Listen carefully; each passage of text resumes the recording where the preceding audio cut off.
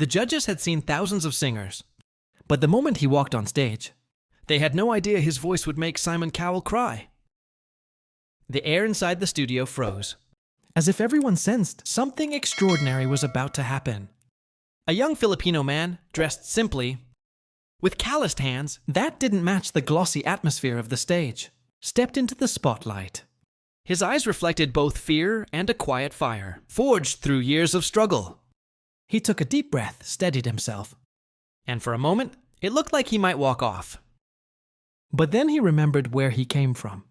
The small carpentry shop by the riverside, the smell of sawdust, his father's tired smile, and the dream he once folded away. Tonight he had returned not just to sing, but to reclaim the part of himself he almost lost. No one in the audience knew the story behind those calloused hands. They didn't know that Elias, the carpenter's son from a tiny barrio in the Philippines, grew up surrounded by the sound of hammers, not microphones. While other kids played basketball or video games, he was lifting planks twice his weight, sanding endless pieces of timber, and helping his father finish furniture they could barely sell their house. Built from leftover scraps, stood proudly despite the rust and gaps, because it was built with love and sacrifice. Yet even in the toughest days, music filled their home like a second source of light at night. When the day's exhaustion settled, Elias would sing softly, and his father would lean back on his wooden stool, letting the music wash away the weight of survival. It wasn't fame he sought, it was freedom. Freedom from poverty, from the cycle that kept his parents working, far beyond their strength, from the worry etched into his mother's eyes. Each time bills arrived, when the power went out, which happened often, neighbors gathered outside. As his family lit candles and encouraged him to sing, his voice rose above the darkness, carrying a warmth that reminded everyone that hope could survive, even in the smallest places. Those nights shaped him. Those nights taught him that music wasn't a luxury. It was the fuel that kept them moving forward. But dreams were difficult to chase when reality demanded every hour of your day. Elias finished high school and immediately joined his father, full-time in the workshop. He sanded cabinets, carried heavy beams across uneven ground, and learned how to stretch small income across big responsibilities. Still, he sang while working. While walking home, while bathing in the nearby river, after long afternoons of sweat and dust. His parents often caught him humming at dawn, as if a melody was always brewing inside him. They encouraged him, but dreams cost time and money. Two things their family did not have.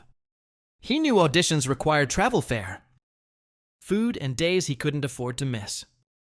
So he buried the dream quietly like a seed, waiting for the right season. The season arrived unexpectedly. When a relative from Manila visited, she recorded Elias singing, while he varnished a wooden cabinet, capturing the surreal blend of a world-class voice with the simplicity of sawdust floating around him. She posted the video online without telling him, and within days it spread like wildfire. People from across the country, and soon across the world, shared the clip, calling him the carpenter with the angelic voice. Opportunities came knocking, but fear held him back. He felt unprepared. Unworthy, unsure, if the world truly had a place for someone like him. Still, one message in particular changed everything. An invitation for an online audition for America's Got Talent. At first he thought it was fake. Why would AGT, one of the biggest stages in the world, be interested in him? But when the follow-up email arrived, from an official address, everything became real. His parents reacted with overwhelming pride, though they tried to hide their worry. How much would it cost to travel? What if he failed? What if they borrowed money they couldn't repay? But his father, wiping sweat from his forehead, after a long day in the workshop, placed a gentle hand on Elias's shoulder and said, "Anik, if the world is calling you, don't make it wait." And so, with borrowed funds and blessings from neighbors, Elias boarded a plane for the first time in his life, praying silently as the clouds swallowed the land. He called home his first AGT audition was unforgettable. He walked out trembling, wearing the only long-sleeve shirt he owned. When he opened his mouth to sing, the room shifted his voice. Rich and raw with emotion, soared through the air like a confession of every hardship, he'd ever lived through. The judges and audience rose to their feet before he reached the final note. That night, Elias went viral again, but this time internationally. Interviewers wanted to speak with him. Fans created edits and reaction videos flooded YouTube. His parents cried as they watched strangers praise their son.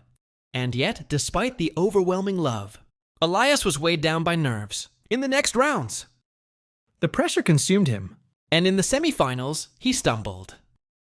His voice cracked, his timing slipped, and just like that, his AGT journey ended earlier than expected. Returning home was painful, but his family welcomed him with open arms. They reminded him that failure is only final when you stop moving. Still, Elias felt the sting deeply. He returned to carpentry, to sawdust and long hours, to sweat in silence. But something had changed. The world now knew his name. Occasionally, children in the neighborhood would run up to him, asking him to sing the song that made them cry. Customers would request small performances.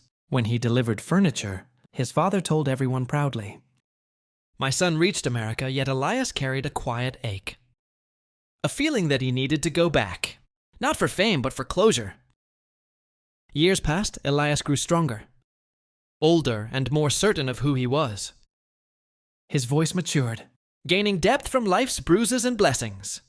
When AGT announced a return of champion season, something inside him sparked. He watched the announcement video again and again until his mother finally said, "Anik, if you are waiting for a sign, maybe this is it," with trembling hands. Elias submitted his new audition video. Days later, he received the email. He was invited back to America. Stepping onto the stage again felt unreal. Everything was bigger: the lights, the audience, the expectations. As he took his place in front of the judges, Simon Cowell looked at him with recognition. "You're the carpenter, the one with the golden voice," Simon said, surprising him. Elias nodded, his throat tightening. He explained that life had humbled him, strengthened him, and reminded him why he sings not for applause, but for the people he loves. The audience fell silent as he prepared to sing a song dedicated to his father, who had fallen ill earlier that year. This performance wasn't just another chance. It was a promise when he began to sing. The room transformed. His voice carried both pain and beauty, as if each note held the weight of every tear, every sacrifice, every long night spent sanding wood by candlelight. The melody rose gently, then soared with aching intensity, filling the studio with a haunting sincerity rarely heard on television. Audience members wiped their eyes. Judges leaned forward breathless. But the moment that stunned everyone came in the final bridge when Elias's voice cracked. Not from nerves, but from emotion. And yet he pushed through, with a trembling strength that made his story impossible to ignore. Simon Cowell, known for his unshakable composure, lowered his head and wiped his eyes. It was not just the beauty of the voice that moved him, but the purity of the journey behind it. The boy who rose from poverty fell short, and still returned stronger. When the song ended, the audience erupted into applause so loud, it echoed across the hall.